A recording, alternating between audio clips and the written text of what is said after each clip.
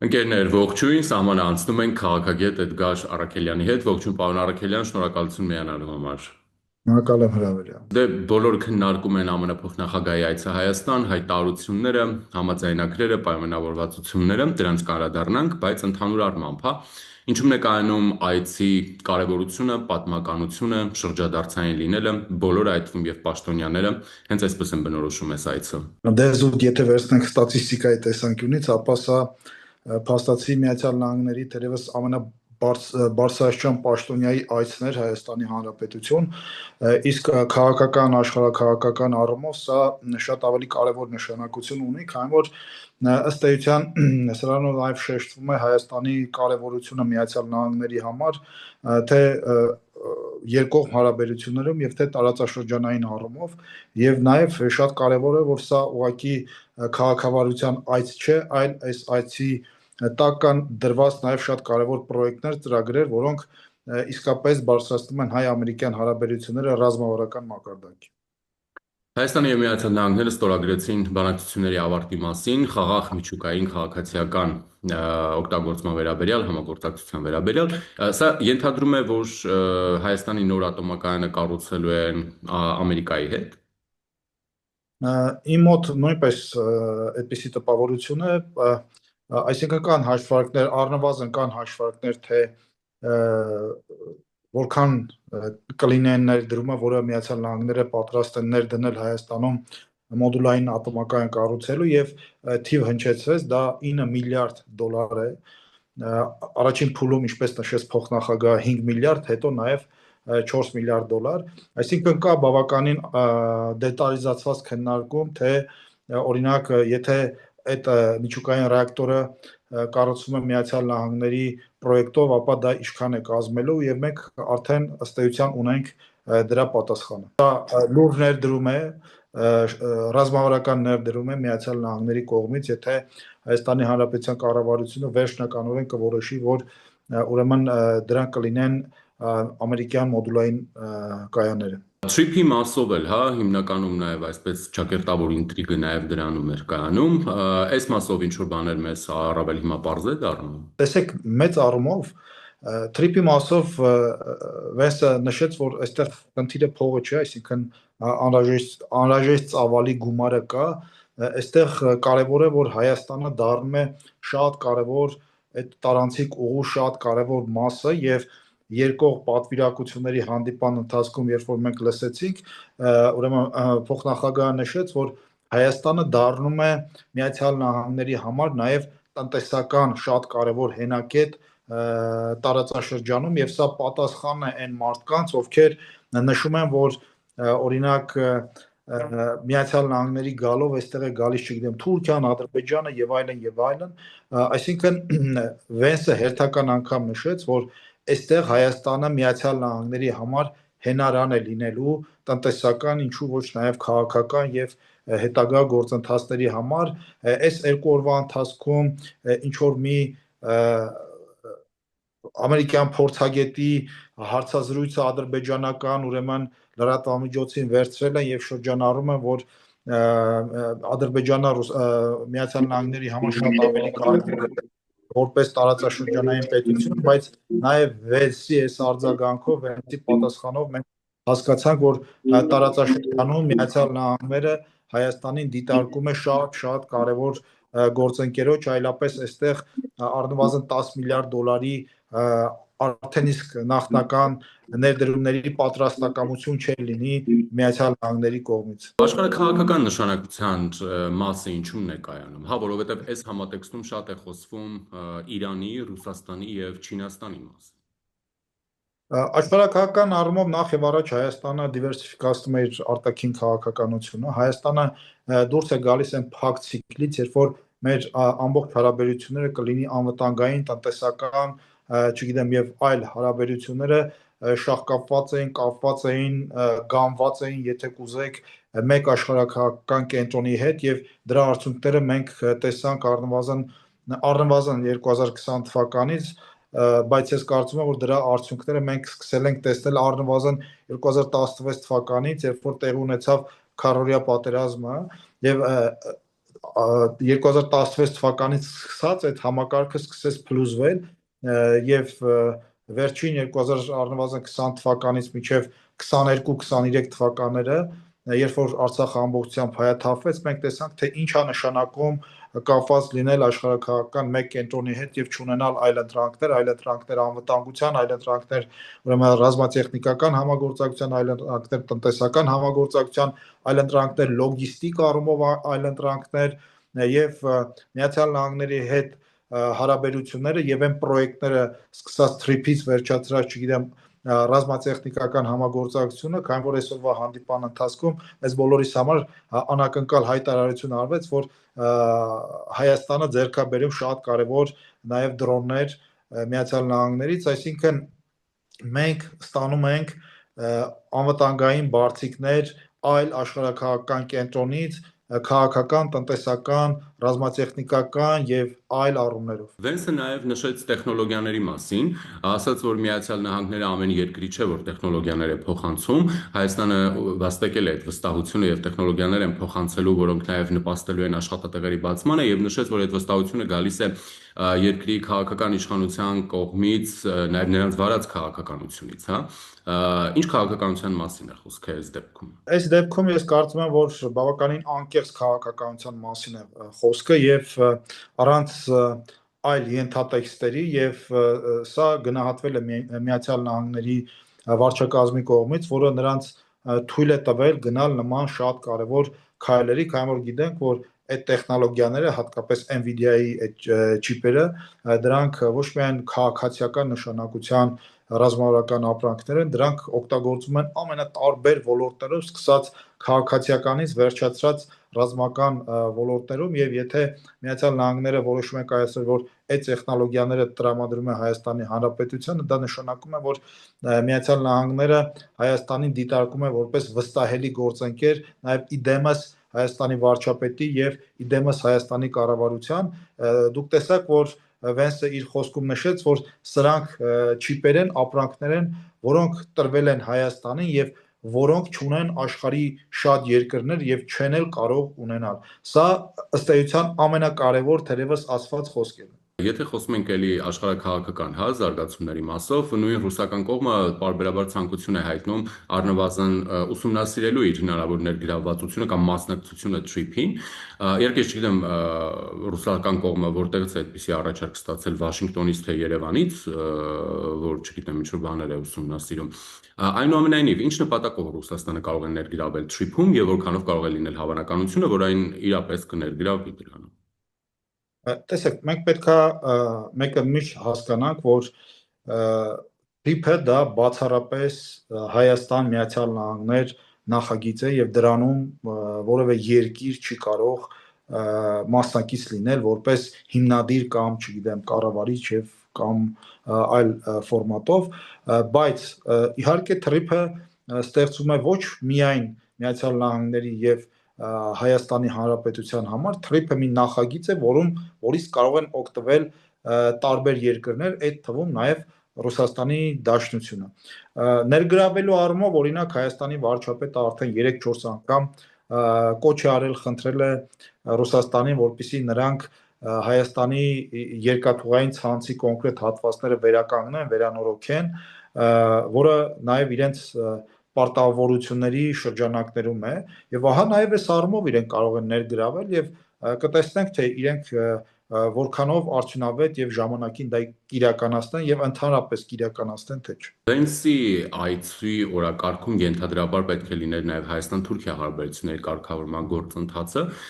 Այս մասով Միացյալ Նահանգների ներգրավմամբ հնարավոր է ճեղքում ունենանք։ Ես կարծում եմ այո եւ իմ տպավորությունները այնպեսին են, որ առաջիկայում մենք բավականին հետաքրքիր արդյունքներ կունենանք։ Այսօր արդեն իսկ թուրքական մամուլը գրել էր, որ Թուրքիայում ուրեմն այդ անցակետը համապատասխան դրա վերանորոգումը, հա, տեմպերը ավելացվել են եւ հնարավոր է ժամանակի շուրջ ինչ որ ավարտեն։ Սա նշանակում է, որ այնտեղից էլ գործընթացը արագացվում է եւ առաջիկայում կարծում եմ մենք այս առումով էլ արդյունքներ կունենանք, քանի որ տրամաբանական չի, գիտեք, տարածաշրջանը բացվում է, տարածաշրջանում փաստաթղթեր են ստորագրվում, տարածաշրջանը մտնում է ըստ էության խաղաղության այդ տիրապետության ներքո, բայց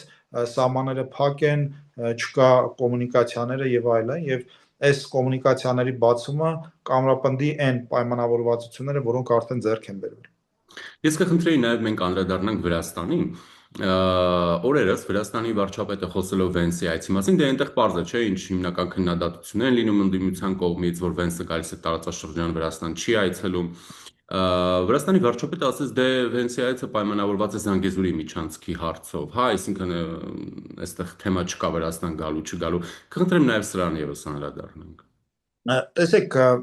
ակնհայտ է, որ գոյություն ունի Միացյալ Նահանգներ եւ Վրաստան հարաբերությունների որոշակի խութեր, այդ խութերը վերաբերում են այդ երկու երկրներին, ենթադրելի է, որ սա կապված է նաեւ Վրաստանի քաղաքականության հետ կապված Չինաստանի հետ։ Մենք գիտենք, որ Վրաստանը ուրեմն իր նավահանգիստներից մեկը տրամադրել է Չինաստանին, այնտեղ ներդրումներ են կատարվել եւ դա պետքա տիրապետի, հա, չինական կողմը։ Իմ ենթադրությունները այդպիսին են, որ սա կապված է ոչ այդքան Վրաստան-Ռուսաստան հարաբերությունների հետ, այլ Վրաստան-Չինաստան հարաբերությունների հետ։ Այս առումով, եթե չեմ սխալվում, Վենսը նաև Եվրոպայում օրերս հանդիպել է նաև Վրաստանի նախագահին եւ գիտեք, այստեղ Միացյալ Նահանգներ Վրաստան հարաբերությունների կարգավորումը նաև բխում է մեր շահերից, քանի որ բարեկամ երկրներ ցանկալի է, որպեսզի այդ երկրները ունենան բարի դրացիական եւ կոնստրուկտիվ հարաբերություններ, որը անկասկած ազդելու է մեր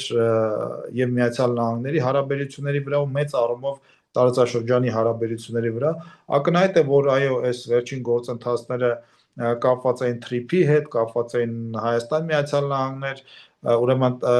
այս ռազմավարական ոլորտների համագործակցության հետ կապված են խաղաղության գործընթացի հետ, Հայաստան-Ադրբեջան այդ հարաբերությունների համատեքստում եւ բնականաբար սա նախ եւ առաջ Հայաստանին եւ Ադրբեջանին վերաբերող հարաբերություններ են, բայց մենք ապրում ենք այս տարածաշրջանում եւ այդ հարաբերությունները ինչ որ առումով ազդելու են նաեւ Վրաստանի վրա եւ չի կարելի բացառապես ասել, որ սա պարզապես Հայաստանի եւ Ադրբեջանին վերաբերող հարցեր են։ Հասկանալի է, որ Վրաստանի վարչապետը խոսքը նախ եւ առաջ ներքին լսարանին ուղղված խոսք է։ Ազգային ժողովին եւ կառավարությանը 4 ամիս մաքսիմում ժամանակ է մնացել աշխատելու։ Եվ այս մեգա նախագծերը ենթադրում են նաև օրենսդրական շրջանակների որոշակի փոփոխություններ, նոր օրենսդրական ակտերի ընդունումներ, այսինքն իրավական շրջանակի որոշ փոփոխություններ պետք է տեղի ունենան։ Գործադիրի կողմից հսկայական աշխատանք է հիմա բացվել, որովհետև այստեղ Հայաստանը եւս պետք է կարողանա ժամանակին եւ արդյունավետ աշխատանք տանել, որ այս ամեն ինչը կյանքի կոչվի, հա։ Նկատի ունեմ մինչև ընտրություններ հնարավոր կլինի ինչ որ բաներ անել, որ այս ամեն ինչը դրվի, այսպես ասենք, աշխատանքային, հա, ռելսերի վրա։ Կարծում եմ, որ գործընթացները դրան են տանում, նաև Հայաստանի պաշտոնյաների հայտարարությունները, որ մինչև առնվազն այս տարվա կեսից առնվազն միգուցե կսկսվի արդեն շինարարական աշխատանքները TRIP-ի հետ կապված, եւ դա շատ կարեւոր է։ Ես կարծում եմ իրավապայմանագրային բազան մինչև ընտրությունները կհաստատվի եւ ընտրություններից հետո արդեն կշարունակվի դրա գործնական իրագործումը։ Այս իշխանությանը քննադատում էին, որ Բայդենի վարչակազմի օրոք Միացյալ Նահանգների հետ ռազմավարական համագործակցության փաստաթղթեր ստորագրեցին, ասում էին դե այս վարչակազմը գնալու է, ստորագրած թղթի կտոր է լինելու եւ այլն, այնուհետեւ տեսանք, որ այդպես չէ, այլ համագործակցությունը շատ ավելի հեռուն գնաց։ Եվ հիմա օրինակ շատ հաճախ նաև խոսվում է, որ ընտրություններում այս իշխանության հնարավոր պարտության դեպքում այս մեգա նախագծերը կդրվեն հարցականի տակ։ Ինչպես է ստացվում, որ մի դեպքում մենք գործ ունենք պետության հետ, ոչ թե անձերի կամ իշխանությունը կրող սուբյեկտների, իսկ Հայաստանի պարագայում մենք գործ ունենք հենց սուբյեկտների հետ, որոնք եթե չլինեն իշխանության, ապա այս ամեն ինչը կոպիտ ասած կջրվի։ Դե դա գալիս է ամերիկյան պետության ինստիտուցիոնալ, այսպես ասենք, ինստիտուցիոնալ պետության այդ բանից, հա, ավանդույթից։ Իհարկե մենք էլ ունենք պետություն, որը ինստիտուտների վրա է հիմնված, բայց ցավալիորեն մենք ունենք մեկ ինստիտուտ, հա, ես համարում եմ, որ ընդդիմությունը դա մեր քաղաքական համակարգի կարևոր ինստիտուտներից մեկն է։ Մենք ունենք մեկ ինստիտուտ, որը գերազանցապես այսօր բռնազավթված է քաղաքական այնպիսի ուժերի կողմից, որոնք տանում են հակահայկական քաղաքականություն, որոնց քաղաքականության հենքը ուրեմն ոչ թե Հայաստանի ազգային եւ պետական շահերի պաշտպանությունն է, այլ երրորդ երկրի ազգային եւ պետական շահերի պաշտպանությունն է, եւ ցավալիորեն այդ ինստիտուտը այսօր այդ ինստիտուտի հնարավորությունները օգտագործում են ոչ թե նպաստ Հայաստանի, այլ ընդդեմ Հայաստանի, եւ ցավալիորեն այո, այդ մարդիկ այդ ինստիտուտի շնորհիվ եթե գան Հայաստանում իշխանության, ապա արգելակելու են այս ամբողջ գործընթացները եւ դրա համար եմ ես օրինակ եւ շատ գործընկերներ ասում նշում, որ 2026 թվականի հունիսի 7-ի ընտրությունները Հայաստանի համար պատմական շրջադարձային ընտրություններ են լինելու եւ մենք որոշելու ենք, մենք լինելու ենք ազատ, անկախ, ինքնիշխան ժողովրդավարական սուվերեն պետություն, թե լինելու ենք վասալ, ինչպես նախկինում ենք եղել, թե լինելու ենք ֆորպոստ, ինչպես նախկինում ենք եղել, եւ թե լինելու ենք գուբերնիա, ինչպես ցանկանում են այսօր Հայաստանը դարձնել, մեր պետական լեզուն լինելու է հայերենը, թե ռուսերենը, մեր ուրեմն եկեղեցին լինելու է հայ առաքելական սուրբ եկեղեցի, թե լինելու է ուղղափառ եկեղեցի, ինչպես ուրեմն փոխել է Կտրիչ Ներսիսյանը ուրեմն եկեղեցու անվանումը, այսպես շարունակ, այսինքն մենք այդ ընտրությունն ենք կատարում, մեծ առումով մենք ընտրելու ենք խաղաղությունը, թե պատերազմը, քանի որ ինչպես գիտեք, այս ուժերը նաև այսպես հոխորտում են, որ իրենց գալու պարագայում, չգիտեմ, այս են անելու, այն են անելու կապված հարևանների հետ, չնայած 20 տարիների ընթացքում մենք իրենց կառավարման տեսել ենք, թե իրենք ինչ են արել, իրենք ոչ մի բան չեն արել ոչ Ադրբեջանին, ոչ Թուրքիային, իրենք պարզապես այստեղ հարստացել են Հայաստանի ինքնության, ինքնիշխանության, կարողությունների պոտենցիալի հաշվին, ինչի արդյունքում 2016 թվականից արդեն Ադրբեջանը հասկացավ, որ Հայաստանը այնպիսի թույլ վիճակում է, որ կարող է հարձակվել։ Եվ նաև պարոն Արաքելյան, բողոքի ակցիա էր տեղի ունենում J.D. Vance-ի այցին ընդհանրալ զուգահեռ, երբ նա արդեն Բաղրամյան 26-ում էր նրան ողջունում դիմավոր մեր հանրապետության վարչապետը, գեյների վերադարձի պահանջով ընդհուպ նաև հայտարարություններ էին անում, որ եթե Vance չի լուծելու այդ հարցը, ապա նրա գալու իմաստը, չգիտեմ, միտքը եւ այլն, օրինակ խոսքը գեյների վերադարձ չվերադարձի մասին չէ, էլի պարզ է, որ ցանկացած բանական մեկը սպասում է, որ այդ գեյները վերադառնան, հա, անկախ նայած թե այդ վերադարձին ով կարող է նպաստել։ Եթե Թուրքիան է, թող ինքը նպաստի եւ վերադառնան, օրինակ ինձ համար նշանակություն չունի ով կարող է նպաստել այդ հարցին։ Բայց օրինակ շատ հետաքրքիր է, էլի, Աննա Մկրտչյանները, Մանեթ Հանդիլյանները, Գեգամ Ստեփանյանները, Լարիսա Ալավերդյանները, անցած տարի Լավրովը այստեղ էր, ինչու ցույց չարեցին եւ գեյների վերադարձի պատասխանատվությունը վերցրած երկրի եւ նրա պաշտոնյայից չպահանջեցին այդ գեյների վերադարձին։ Ինչու նամակներ չեն գրում օրինակ Ռուսաստանին, որպեսզի այդ հարցը լուծի։ Որովհետեւ այդ մարդիկ հենց այդ Ռուսաստանի ազդեցության գործիքներն են դարձել Հայաստանի Հանրապետության ու Հայաստանի Հանրապետության ինքնիշխանության դեմ եւ ցանկացած ինքնիշխան քայլ, որ Հայաստանի Հանրապետությունը իրականացնում է, իրենք փորձում են փչացնել, չնայած ես համոզված եմ, որ մեր հասարակությունը հերթական անգամ տեսավ նրանց պատկերը եւ իրենք չեն կարող այլևս փչացնել այդ ինքնիշխանությունը։ Պարզապես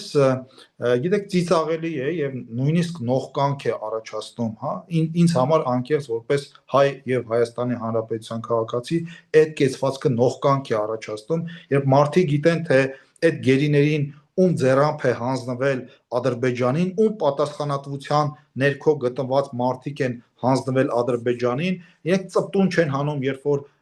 Ռուսաստանի արտգործնախարարը կամ որևէ պաշտոնյա է գալիս ուրեմն Հայաստանի Հանրապետություն, բայց գիտեք